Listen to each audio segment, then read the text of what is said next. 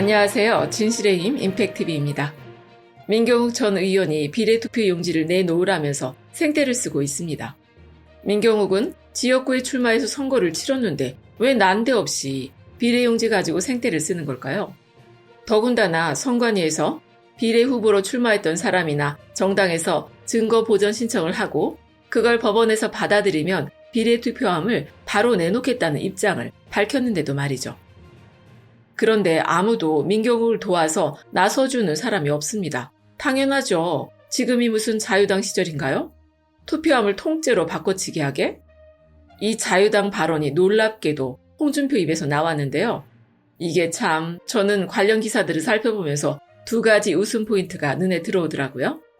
일단 첫 번째는 자유당의 후예인 한나라당이랑 자유한국당에서 당대표까지 지냈던 사람 입에서 아무렇지도 않게 자유당 운운하는 이런 말이 나왔다는 게 웃기고요. 두 번째는 2002년 대선 당시에 노무현 대통령님이 당선이 되니까 그럴 리가 없다면서 한나라당에서 개표 부정이라고 바락바락 우겨대지 않았습니까? 그래서 당시 당대표였던 홍준표가 재검표를 요청해서 투표함을 까봤는데 이회창 표가 2표 줄고 노무현 대통령 표가 3표가 더 많이 나왔다는 거예요. 노무현 대통령님 사저가 아방궁이라고 앞장서서 비방하던 인간 입에서 아무렇지도 않게 나 때는 말이야, 내가 해봤는데 말이야 이러면서 2002년 당시 재검표 얘기가 나왔다는 게 정말 가소롭고 웃긴 일입니다. 민경욱은 전 의원이 됐으니 자기네 지역구 재검표만 하고 나면 앞으로 얼굴 볼 일이 없겠지만 21대 국회가 시작하기도 전에 국민 밉상으로 떠오른 인물이 2명이나 있지 않습니까?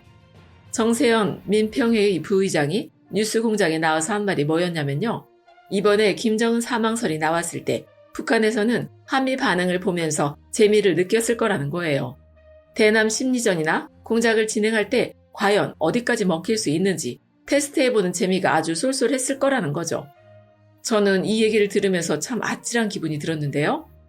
기존에는 어디 듣도 보도 못한 전문가들이 나와서 떠들어대고 언론이 그걸 받아 써주고 하는 수준이었는데 이제 거기에 대한민국 국회의원 2명이 가세하게 되는 것 아닙니까?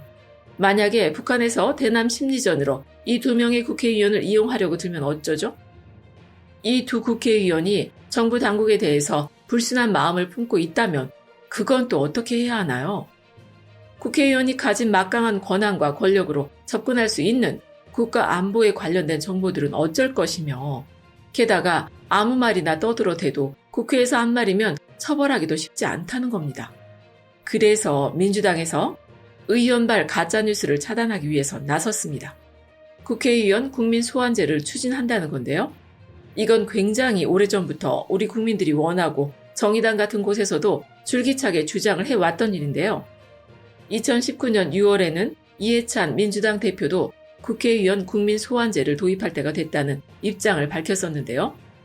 자기 역할 팽개치고 당리당략을 위해 파업을 일삼는 의원을 속가내는 제도인 국회의원 소환제를 도입할 때가 됐다고 생각한다고 얘기를 한 거죠.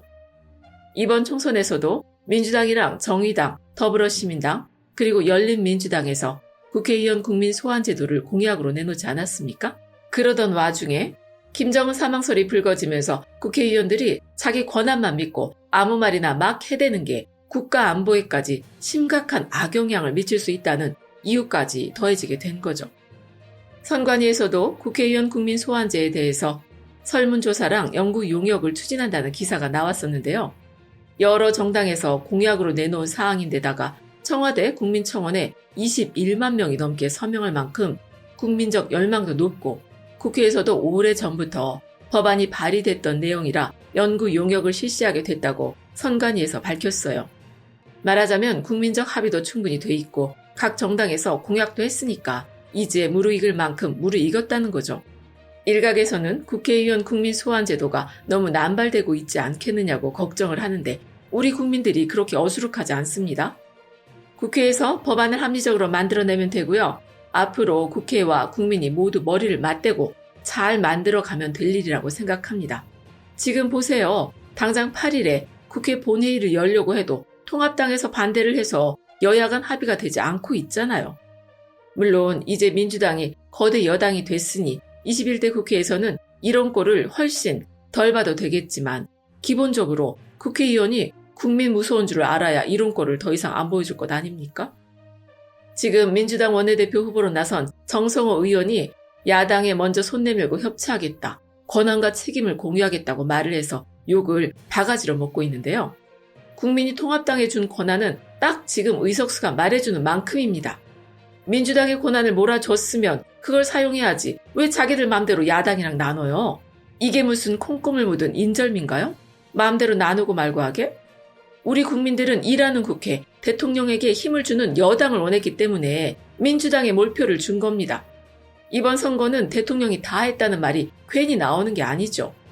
민주당 의원들은 이 점을 분명히 알고 원내대표 제대로 뽑고 앞으로 국회 활동도 그에 걸맞게 해야 할 겁니다. 열린우리당이 과반을 차지하고 국회 말아먹은 다음에 얼마나 오랫동안 우리 국민들이 민주진영에 기회를 주지 않았는지를 벌써 잊지 않았다면 말이죠. 끝까지 시청해 주셔서 감사합니다.